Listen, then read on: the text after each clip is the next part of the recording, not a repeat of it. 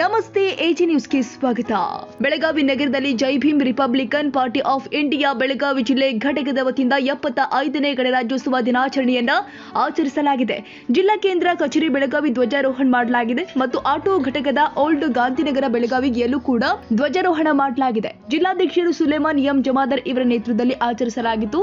ಮುಖ್ಯ ಅತಿಥಿಗಳು ಆದಂತಹ ಮಹಿಳಾ ಜಿಲ್ಲಾಧ್ಯಕ್ಷರು ಮಾನ್ಯ ಯಾಸ್ಮಿನ್ ಅಡಿಕಟ್ಟಿ ಮತ್ತು ಜಿಲ್ಲಾ ಕಾರ್ಯಾಧ್ಯಕ್ಷರು ಸಲ್ಮಾನ್ ಚಿಕ್ಕೋಡಿ, ಶಿಬಾನ್ ಕಿತ್ತೂರು ಈ ಸಂದರ್ಭದಲ್ಲಿ ಪಾಲ್ಗೊಂಡಿದ್ರು. ತಾಜಾ ಸುದ್ದಿಗಾಗಿ ಎಜೆ ನ್ಯೂಸ್ 24x7 ಗೆ ಸಬ್ಸ್ಕ್ರೈಬ್ ಮಾಡಿ ಮತ್ತು ಬೆಲ್ ಐಕಾನ್ ಒತ್ತಿ ತಪ್ಪದೇ ಲಿಂಕ್ ಶೇರ್ ಮಾಡಿ.